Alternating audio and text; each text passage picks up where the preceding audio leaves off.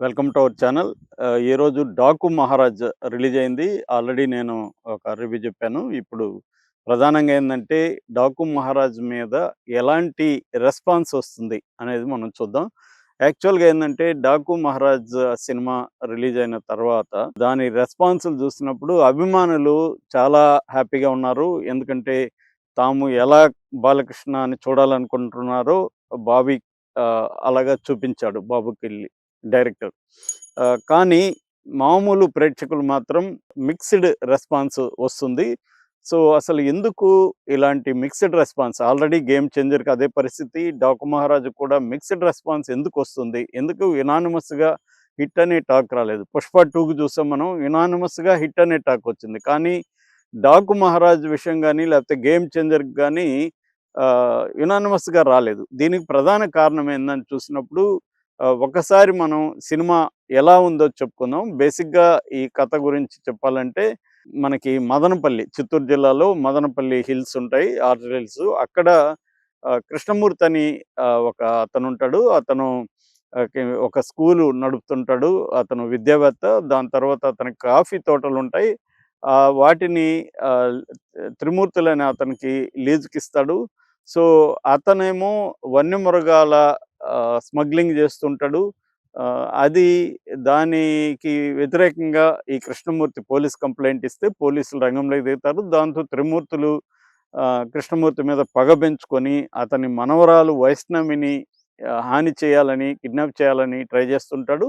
దాంతో అక్కడ పనిచేసే అతను చంబల్ లోయలో ఉండే సీతారాం అనే అతన్ని, అంటే అతను డాకు మహారాజుగా ఉంటాడు ఆ టైంకి. ఆ డాకు మహారాజ్‌కి చెప్తాడు, ఇట్లా హెల్ప్ కావాలంటాడు. డాకు మహారాజు నానాజీ పేరుతో ఇక్కడ రంగంలోకి దిగి వైష్ణవికి డ్రైవర్‌గా చేరి ఆ పాపని రక్షించడానికి ట్రై చేస్తాడు. బేసిక్‌గా పాయింట్ ఇది. ఇది ఇంకొక ట్రాక్ ఏందంటే చంబల్‌లో ఈ సీతారాం దంపతులు ఇరిగేషన్ ఇంజినీర్లుగా ఉంటారు. అక్కడ ఒక డాకు ఆయన ఠాకూర్ ఉంటాడు. అతను బల్వంత్ ఠాకూర్. అతనేమో మైనింగు ఇలాంటివి చేస్తూ అక్కడ ప్రజలకి వాటర్ సోర్స్ లేకుండా చేస్తుంటాడు. సో, అప్పుడు అక్కడ బాలకృష్ణ దంపతులు ఇంజినీర్సు ఆ ప్రజలకి వాటర్ అందివ్వడానికి ట్రై చేస్తుంటారు. ఆ క్రమంలో డాకు మహారాజుగా ఆయన మారుతాడు. ఇది బేసిక్‌గా ప్లాట్‌గా మనం చెప్పుకోవచ్చు. నిజానికి ప్లాట్ చాలా ఇంట్రెస్టింగ్‌గా ఉంది. డిఫరెంట్ లేయర్స్ ఉన్నాయి. చాలా బాగా చేయొచ్చు కథగా. కానీ స్క్రీన్ ప్లేస్ వచ్చేసరికి బాబీ కొల్లి అనీవెన్‌గా చేశాడు. అంటే ఒకటి పాజిటివ్‌గా చెప్పుకోవాలంటే చాలా ఆహ్, స్టైలైజ్డ్ సినిమాగా దీన్ని తీర్చిదిద్దాడు. ఈ మధ్య కాలంలో బాలకృష్ణ సినిమా ఇంత స్టైలైజ్డ్‌గా లేదు. చాలా చోట్ల మనకి ఒక హాలీవుడ్ సినిమా చూస్తున్న ఫీలింగ్ అయితే వస్తుంది. అంత స్టైలైజ్డ్‌గా దీన్ని తీయగలిగాడు. ఒక బ్లాగ్స్ కూడా కొన్ని బాలకృష్ణని ఎలివేట్ చేయడంలో మాత్రం ఎక్స్ట్రార్డినరీగా ఎలివేట్ చేశాడు. చాలా చోట్ల ప్రతి 10 నిమిషాలకు ఒకసారి బాలకృష్ణ ఎలివేషన్ కనపడుతుంది. అంటే బాలకృష్ణ అని ఒక స్టైలైజ్డ్‌గా ఎట్లా ఎలివేట్ చేయొచ్చో ఇతను చూపించాడు. మామూలుగా మనకి బోయపాటి సీను ఒక మాస్ యాంగిల్‌లో బాలకృష్ణని చూపిస్తే, బాబీ కొల్లి ఒక హాలీవుడ్ హీరోలాగా ఒక డెంజెల్ వాషింగ్టన్ ఆ కైండ్ ఆఫ్ అంటే సటిల్ పెర్ఫార్మన్స్‌తో చేశాడు. నిజానికి బాలకృష్ణలో ఉండే అడ్వాంటేజ్ ఏందంటే అతను బాగా ఊరమాస్‌గా చేయగలడు. చాలా సెటిల్‌గా చేయగలడు. ఫ్యామిలీ ఆహ్, మ్యాన్‌గా చాలా దీంట్లో లో ప్రొఫైల్‌లో కూడా చేయగలడు. బాలకృష్ణకి ఆ షేడ్స్ ఉన్నాయి.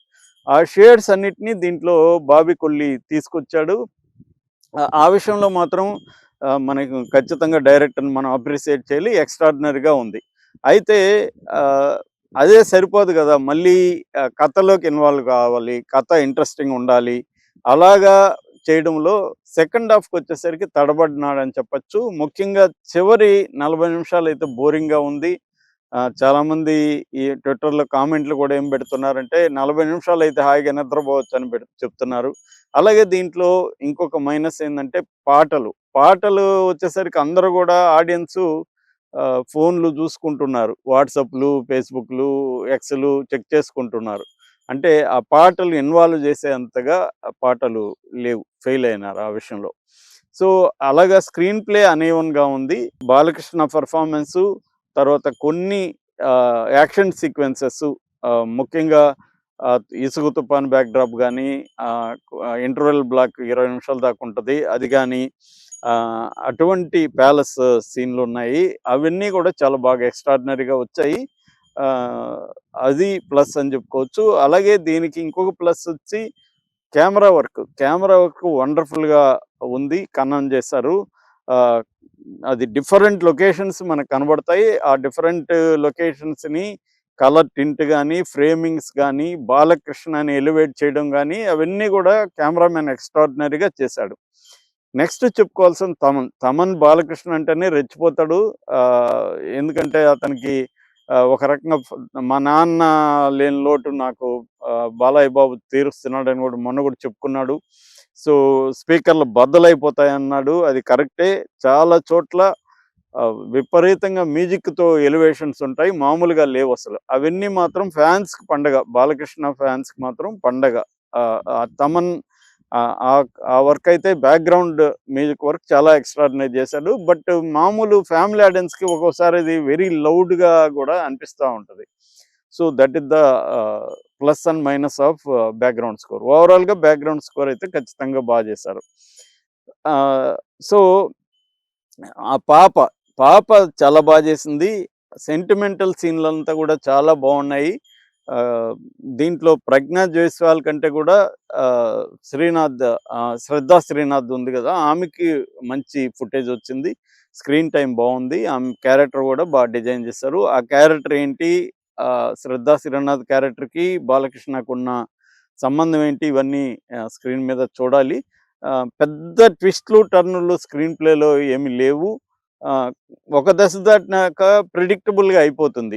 కథగా విన్నప్పుడు ఇంట్రెస్టింగ్‌గా ఉంది గానీ, సీన్‌లలో అన్‌ఫోల్డ్ అయ్యేసరికి ఆడియన్స్ ప్రెడిక్ట్ చేసేయడం మొదలుపెడతారు. సో, అందువల్ల మిక్స్డ్ టాక్ ఉంది. ఎందుకంటే ఇది ఫ్యాన్స్‌ని దృష్టిలో పెట్టుకొని సినిమా తీసినట్టుగానే ప్రధానంగా కనబడుతుంది గానీ, ఫ్యామిలీ ఆడియన్స్ కావచ్చు, అర్బన్ యూత్ కావచ్చు, ఇలాంటోళ్ళు ఆహ్, ఇంత లెంగ్తీ సినిమాని చూస్తారా అనే డౌట్. ఎందుకంటే ఎడిటింగ్ విషయంలో ఇంకొక 40 నిమిషాలు కట్ చేసేసుండొచ్చు. అనవసరంగా లెంగ్త్‌లు చాలా చోట్ల ఉన్నాయి.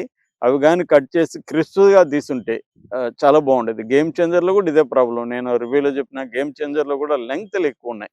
చాలామంది ఈ మధ్య ఏమనుకుంటున్నారంటే 3 అవర్స్ పెట్టాలి. 245, 3 అవర్స్ ఇంకా 3 అవర్స్ దాటి 'పుష్ప 2' కూడా 3 అవర్స్ దాటింది. 'యానిమల్' 3 అవర్స్ దాటింది. అయినా అవి హిట్ అయినాయంటే ఎంగేజ్ చేయగలగాలి. ఎందుకంటే ఇప్పుడు ఇవాళ మనకు తెలుసు రీల్స్ యుగం వచ్చేసింది. 1 మినిట్ రీల్‌ని చూసే పరిస్థితి లేదు ఆడియన్సు. అట్లాంటి ఆడియన్స్‌ని కూర్చోబెట్టాలంటే ఎంతో ఎంగేజింగ్ ఎలిమెంట్ ఉండాలి. అది మిస్ అయింది. అట్లాగే దీంట్లో ఎంటర్‌టైన్‌మెంట్ కూడా స్ట్రాంగ్‌గా లేదు. ఆహ్, ఎమోషన్స్, యాక్షన్స్. బేసిక్‌గా ఇది యాక్షన్, ఎమోషనల్ సినిమా. ముందు యాక్షన్, తర్వాత ఎమోషనల్‌ది. ఒక్కోసారి ఏమవుతుందంటే వాళ్ళని చిన్న పిల్లల్ని బాధపెట్టేది చాలా ఎక్కువ అయిపోయిందన్న ఫీలింగ్ గూడా వస్తుంది మనకి. ఎక్కువ సేపు ఎందుకంటే సెంటిమెంటల్‌గా పిండాలని జెప్పి ఎక్కువ సేపు చేశారు. అట్లాగే మామూలు ఆడియన్స్‌కి లాజిక్‌లు బాగా మిస్ అయినాయి ఈ సినిమాలో. ఆహ్, క కొన్ని గాని లాజిక్‌లు చూసుకుంటే